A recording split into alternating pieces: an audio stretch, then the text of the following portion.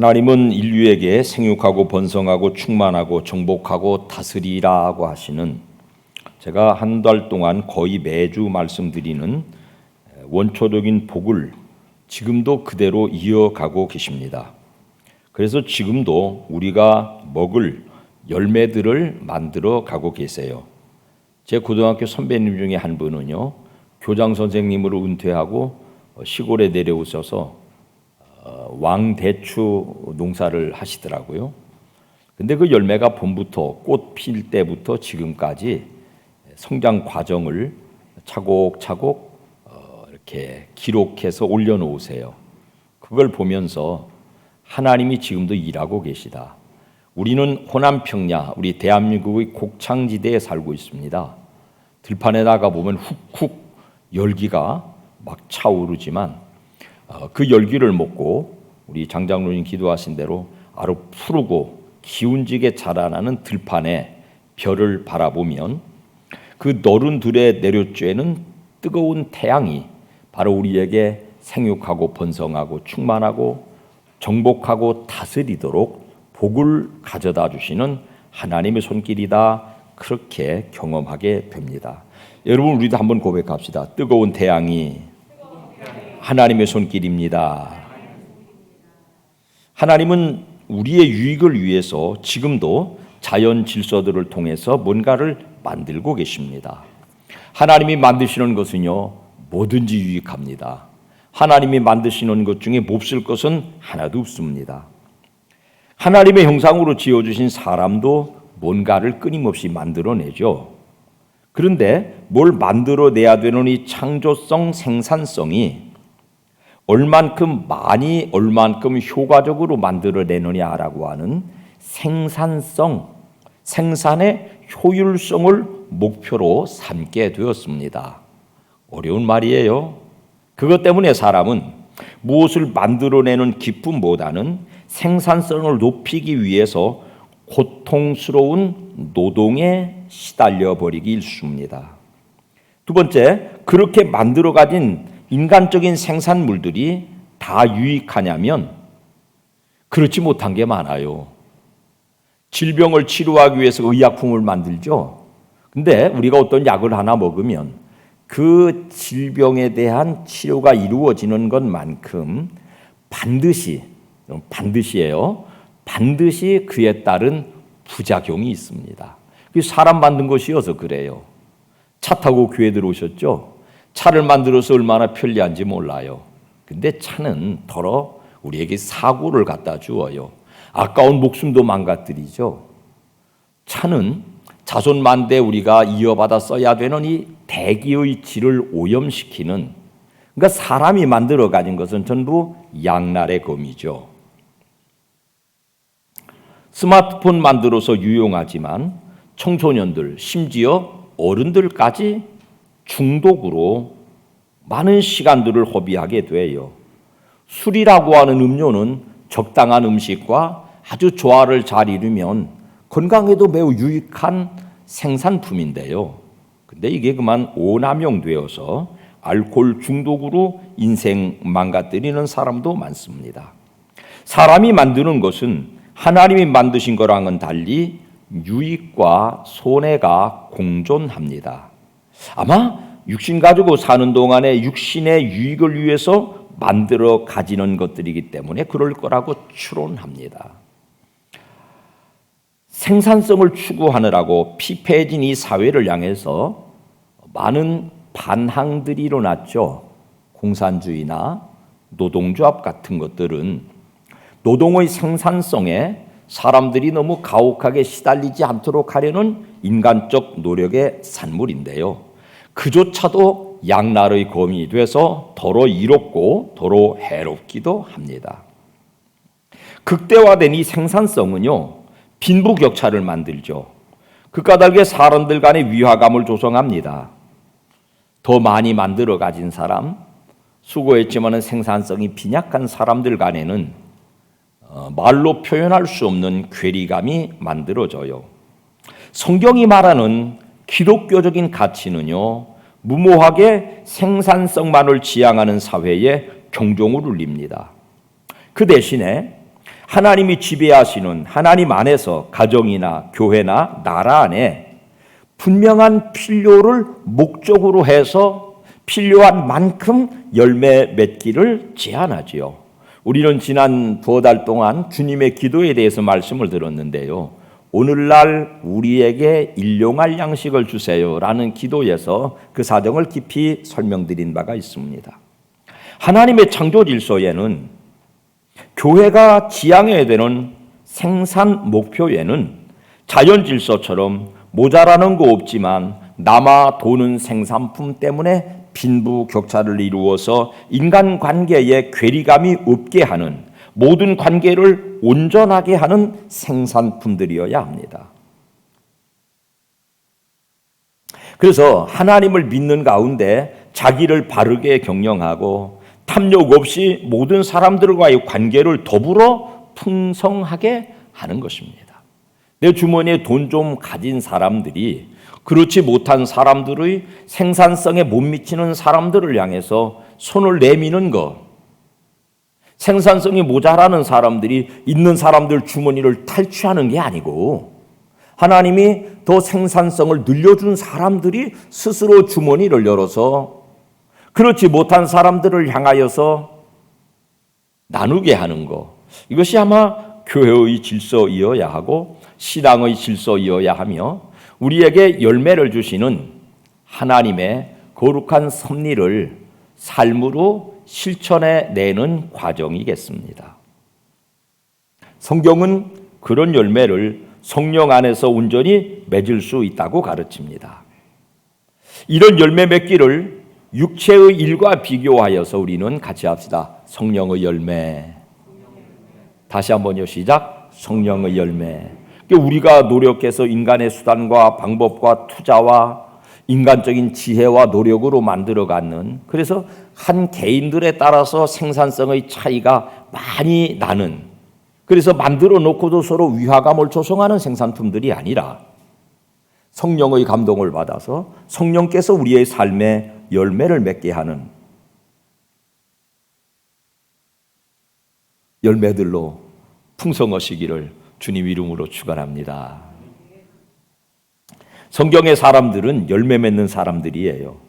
그 중요한 모델을 땅이 열매를 만들어가는 과정에서 좀 찾아보려고 그럽니다. 이 땅이 좋은 결실을 위해서 몇 가지 조건이 필요합니다.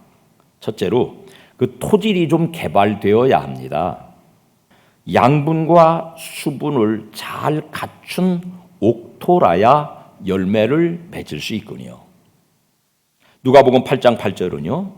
시작. 더러는 좋은 땅에 떨어짐에 나서 100배의 결실을 하였느니라.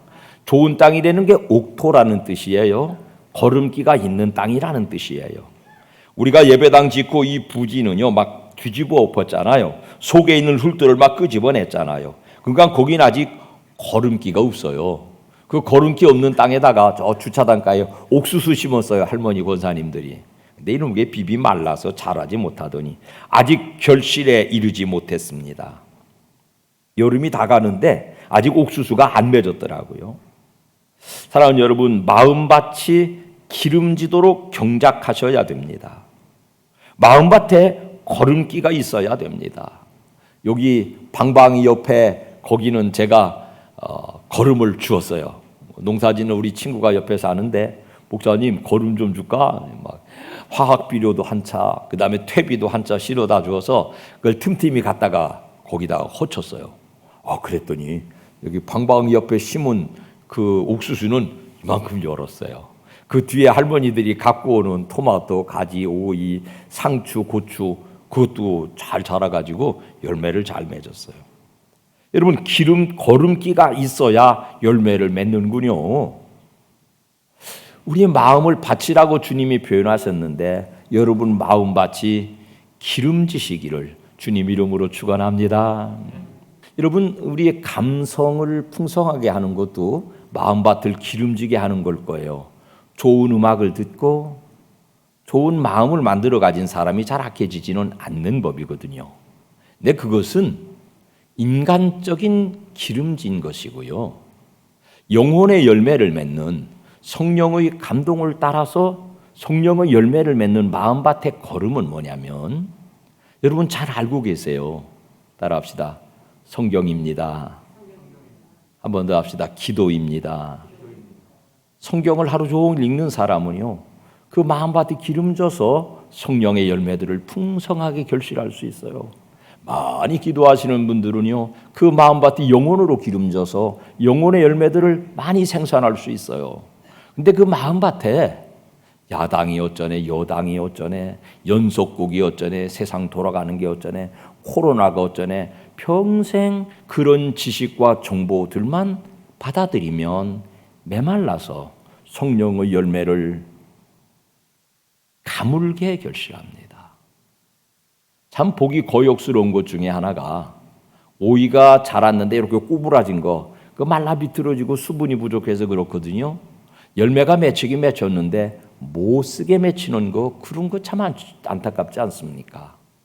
우리 가족들 모두의 마음밭이 성령의 감동을 받아서 세상적인 지혜, 지식, 정보들로 메마른 밭이 아니라 하나님의 말씀과 기도를 통해서 풍성하고 기름진 밭이 되고 기름진 토양에서 맺힌 아름다운 열매들이 풍성하시기를 주님 이름으로 축원합니다. 그런 열매를 위해서 여러분 토질게 바르세요. 세상 돌아가는 데만 너무 마음 뺏기지 마시고 언제나 성경 읽으시고 언제나 기도하셔서 마음밭이 기름지셔야 열매를 맺을 수 있군요. 두 번째 중요한 조건, 땅이 열매를 결실하기 위한 두 번째 중요한 조건, 사람이 할 수 있는 일이 있지만 결국 하나님이 하시는 일을 통해서 결실한다는 것이에요. 고린도전서 3장 6절은 우리에게 잘 알려져 있죠. 시작. 나는 심었고 아볼로는 물을 주었으되 오직 하나님께서 자라나게 하셨나니. 여러분, 사람이 하는 수고는 작은 것이고 궁극적으로 하나님이 결실한다는 것이 땅이 결실하는 원리 옳습니다. 하나님이 인간에게 주신 약속, 다시 말해서 생육하고 번성하고 충만하고 정복하고 다스리라는 복을 하나님은 지금도 이어가시기 위해서 이 땅을 하나님이 경작하고 계세요. 호남평야 너른 들판을 걸어 나가 보면 뜨거운 열기가 훅훅 솟아오르는데요. 그 열기 속에서 벼들이 기운지게 자라 올라와요. 들판을 바라보시면 덥다고 부채질도 어지지만은 하나님이 나 먹을 것 만드시느라고 이렇게 뜨겁게 떼약볕을 내리쬐시는구나. 같이 합시다. 떼약볕이 하나님의 손길입니다. 시작. 우리 먹을 거 만드시느라고 하나님은 지금도 우리를 생육하고 번성하고 충만하고 정복하고 다스리는 복을 주시려고 지금도 우리 먹을 거 짓고 계십니다. 하나님이 열매를 주신다고요. 그 다음에 우리가 잘 아는 중요한 원리 하나 있죠. 열매 맺는 땅은요 아주 진실합니다. 그래서 심은 그대로 열매를 내주어요. 벼 심으면 벼, 보리 심으면 보리. 제가 이 앞에다가 목화씨 심었더니 목화가 이만큼 자랐어요. 그 거름기를 늦게 먹으면요 막 자라나요. 목화가 이제 늦여름 초가을 되면 목화 하얗게 그 피어나면 얼마나 귀물스러울지 기대하고 있습니다. 여러분, 심은 대로 거두는군요. 좋은 땅에 좋은 씨를 뿌리면 좋은 결실, 가라지를 뿌리면 가라지를 거둔다고 가르치시지 않았습니까? 심지어 겨자씨 같은 작은 것이라도 구별하거나 차별하지 않고 심은 대로 결실합니다. 여러분, 인생의 가장 좋은 씨앗은 뭘까요? 여러분이 대답하시기 바랍니다. 기도입니다. 기도를 심으면 반드시 응답을 결실합니다. 기도를 정말 기도가 필요할 때는요 기도 안 돼요. 여러분, 정말 기도가 목마르게 필요한 상황을 맞닥뜨리잖아요. 청천벽력 같은 일들을 만나잖아요. 그때 정말 기도가 필요하죠. 근데 그때는 기도 입이 막혀요.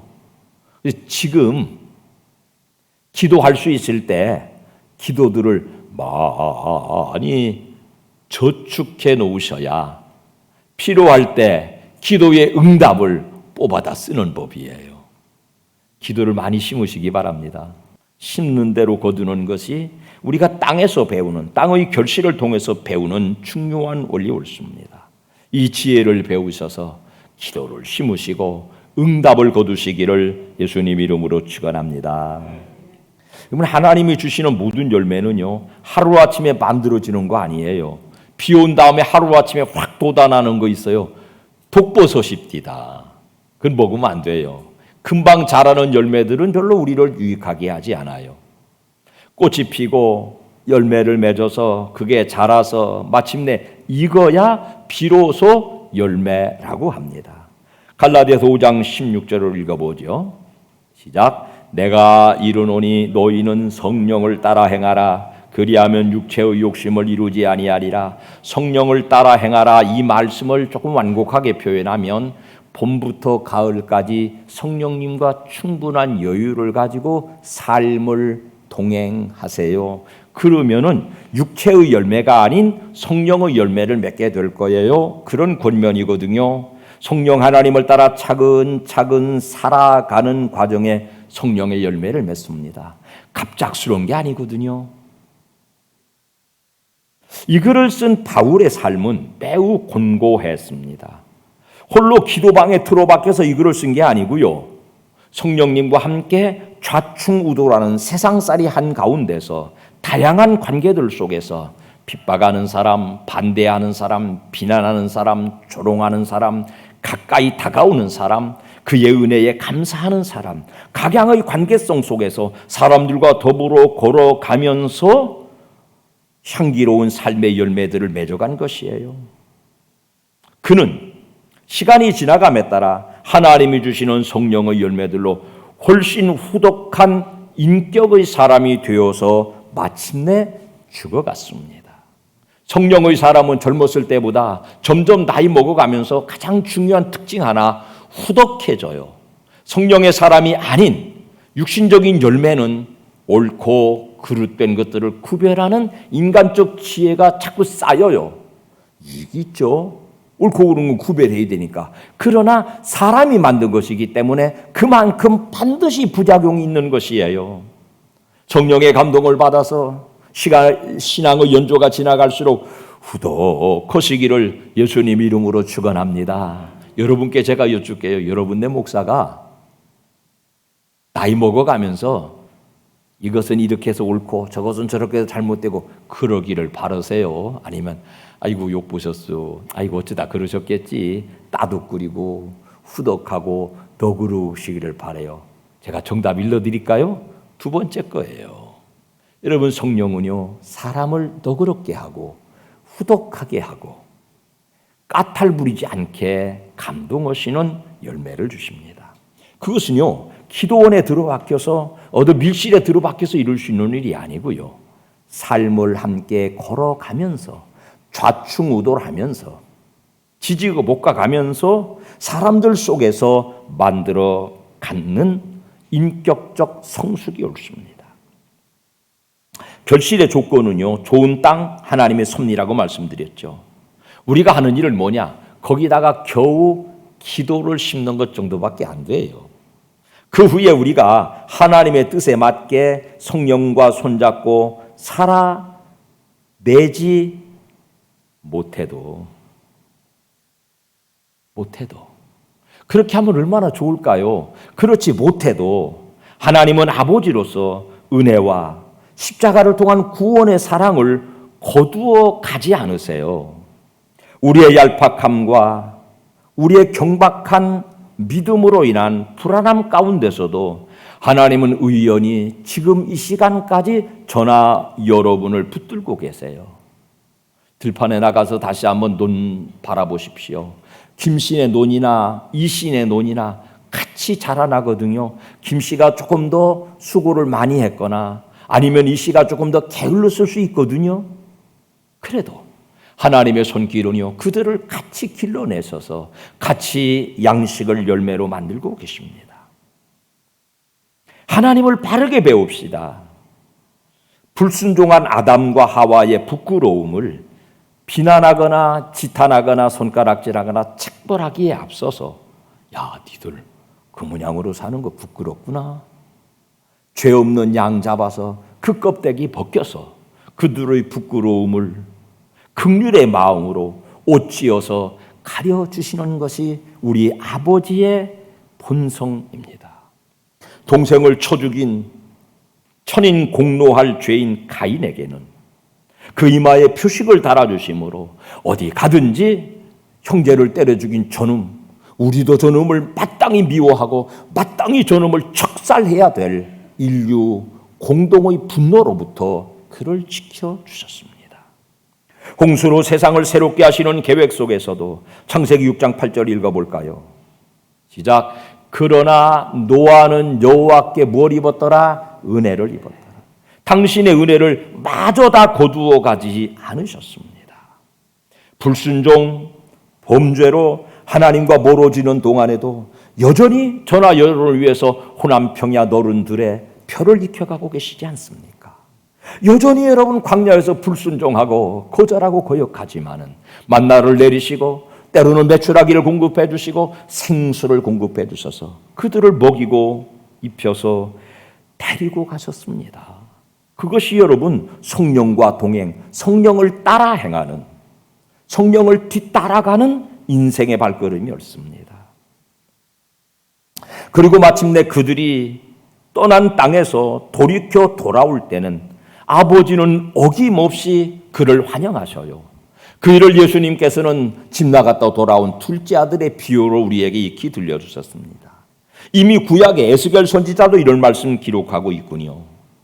시작. 나는 악인이 죽는 것을 기뻐하지 아니하고 악인이 그의 길에서 돌이켜 떠나 사는 것을 기뻐하노라.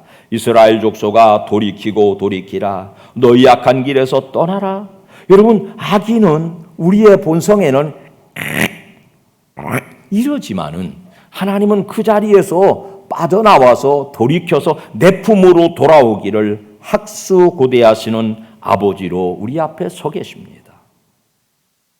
예수님의 십자가 사랑은 그 하나님의 사랑이 변함없으심을 보여주는 대표적인 사건이지 않습니까?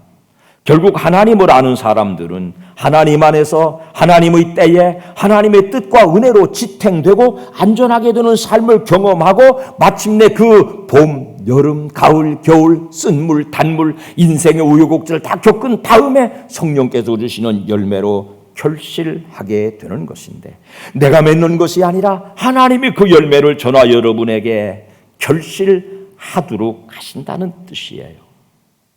그러니까 하나님의 사람들은 하나님을 알면 알수록 그분에 대한 경외감과 그분에 대한 감사를 감출 수 없고요.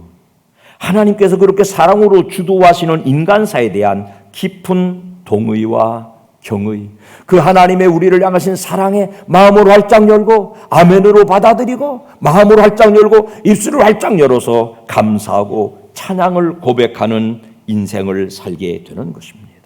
사랑과 희락과 화평은 하나님을 내가 사는 삶의 근간으로 삼고 기초로 삼고 땅으로 삼고 옥토로 만들어서 성경 말씀을 읽고 설교를 듣고 기도를 쌓아서 마침내 만들어내는 열매겠습니다. 내 노력이 아니라 내 작은 씨앗 하나를 파종함으로 하나님이 주시는 결실이라니까요. 사람의 수고로 만든 열매 아니니까 사랑과 희락과 화평의 열매는 아무리 많이 만들어 가져도 세상에 많은 사람들이 열심히 수고 노력해서 최고의 생산성을 통해서 돈을 많이 벌어 가진 것처럼 한편에 역기능, 한편에 순기능, 이런 이원론적인 이런 양날의 칼이 아니라 모두를 유익하게 하는 열매 옳습니다. 부작용이 없는 열매 옳습니다. 예수님 믿은 한평생 우리 모든 가족들에게 그런 열매들이 풍성하여서 나로 더불어 사는 모든 사람들이 복된 인생을 살아가게 하는 성령과 동행하시는 우리 가족들 모두가 되시기를 주님 이름으로 축원합니다.